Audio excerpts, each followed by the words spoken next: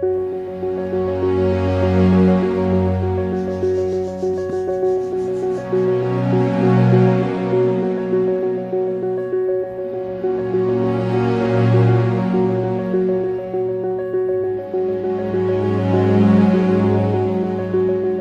मित्रों, आदाब दोस्तों।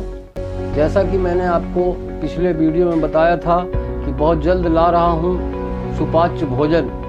आज मैं आपके सामने एक ऐसा सुपाच्य भोजन की विधि ला रहा हूं जो पूरे भारत में अनोखी है, अलग है, सबसे अलग है। लोग सुपाच्य भोजन को दूसरी प्रकार दिखा चुके हैं, वो भी अच्छा था, मगर ये सस्ता, सुलभ, सरल सुपाच्य भोजन है जो रोगों को और आपकी बीमारियों को ठीक करेगा। तो आइए चलते हैं सुपाच्य भोजन की ओर। हकीम हैदर अली का एक है सपना, संपूर्ण भारत निरोग हो अपना। रोग मुक्त भारत हमें चाहिए, हम इसका प्रचार प्रसार करेंगे। आपको सरल, सुलभ, सस्ती विधियां बताएंगे जिससे आप संपूर्ण जीवन निरोग रह सकते हैं। देखिए, ये शीशी है 1 लीटर की, इसमें चटनी वगैरह आती है। मुश्किल से 1 रुपये की शीशी है। जल तैयार करने के लिए, विटामिन डी, कैल्शियम तैयार करने के लिए आपको ये ऐसी 4-5 शीशियाँ ले लेनी है और लकड़ी के पट्टे पे इसको रख देना है। लकड़ी के पट्टे पे 7-8 घंटे की धूप में आप रख लेते हैं तो ये भोजन, ये पानी कीटाणु रहित हो जाता है। अब तो समझ में समाचारों में ये भी आ रहा है कि कोरोना वायरस पानी में भी फैल रहा है। मेरा यकीन है, मेरा ऐसा मानना है कि कोरोना वायरस हवा में भी है। तो हमें अपनी तैयारी से चलना पड़ेगा। हम 2 बार धोखा खा चुके हैं, तीसरी लहर से हमें बचना होगा। ये तीसरी लहर बच्चों की है। मैं आपको बताना चाहता हूँ कि 20 वर्ष तक बच्चों को कफ पेटता है, यानी कफ की बीमारी होती है। कफ की बीमारी से संबंधित है अपना कोरोना वायरस, कोविड-19। पहले इसका नाम था कोरोना, फिर इसका नाम पड़ गया कोविड-19। ये सन 19 में इसका नाम, जब ये विकराल रूप दिखाया इसने, तो इसका नाम पड़ गया कोविड-19। और अब इसकी तीसरी लहर आने की संभावनाएं हैं, ऐसी उम्मीद है। उन उम्मीदों से हमें बचना है। ये जल एक 15 साल का बालक, एक 10 साल का बालक भी तैयार कर सकता है। अपने माँ बाप को बचाने के लिए, अपनी बहनों को बचाने के लिए, अपने छोटे भाइयों को बचाने के लिए ये जल तैयार कर सकता है। इसमें सिर्फ 75% जल डालना है, आपको 25% खाली रखना है। और इसको लकड़ी की पट्टी में ऐसी जगह जहाँ धूप जाती हो वहाँ आपको रखना है। जिन घरों में धूप नहीं जाती, वो महिलाएं, वो पुरुष, वो बच्चे सभी रोगी होते हैं। सूर्य हमारे लिए वरदान है, ये अल्लाह की नियामत है। इस रोशनी से हम, इस रोशनी के मोहताज है। हमारा जिस्म 3 चीज़ों का मोहताज है: सूरज की धूप, मिट्टी, पानी, हवा। हमारे देश में चाय का प्रचलन बहुत तेज है और लगभग लाखों लोग चाय नहीं भी पीते, गरिष्ठ होने की वजह से। इसकी वजह है सिल्वर की धातु। इस धातु में जो चीज़ बनती है वो गरिष्ठ हो जाती है। और चाय कई बार खोलने से, ज़्यादा देर की रखी चाय भी गरिष्ठ हो जाती है। ये हमारे लिए वायु दोष, ब्लड प्रेशर, ये सब बनाने का काम करती है, जिससे हम रोगी होने लगते हैं। कब्ज को भी चाय बनाती है।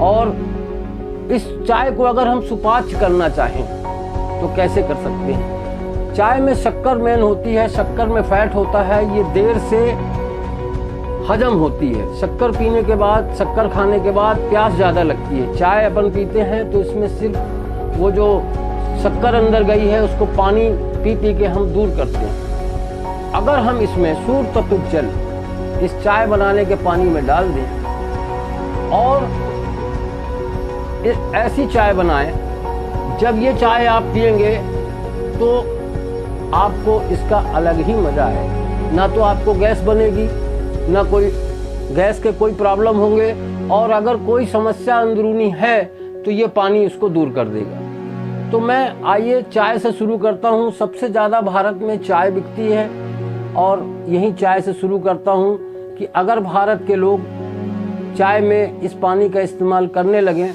तो उनके चाय पीने वाले लोगों को गैस कम बनेगी, एसिडिटी कम बनेगी, कब्ज कम बनेगा। इन सब चीज़ों को ध्यान में रखते हुए मैं एक निवेदन कर रहा हूँ कि आप एक बार इस किस्म की सुपाच्य चाय बनाएं। देखिए, ये अरहर की दाल है, ये गरिष्ठ होती है और ये बच्चों के लिए तो ठीक है, पर एक वृद्ध आदमी के लिए ये दाल गरिष्ठ मानी जाती है, देर से हजम होती है। इसको सुपाच्य करने के लिए जब हम दाल बनाते हैं, इस पानी से अगर दाल को डाला जाए तो ये दाल जल्दी गलेगी और पकने के बाद सुपाच्य हो जाएगी, विटामिन युक्त हो जाएगी, न गैस बनेगी न एसिडिटी होगी। इस पानी का ये चमत्कार है। भारत के अनेक घरों में रोटियां बनती हैं और तरह तरह से रोटियां बनाते हैं लोग।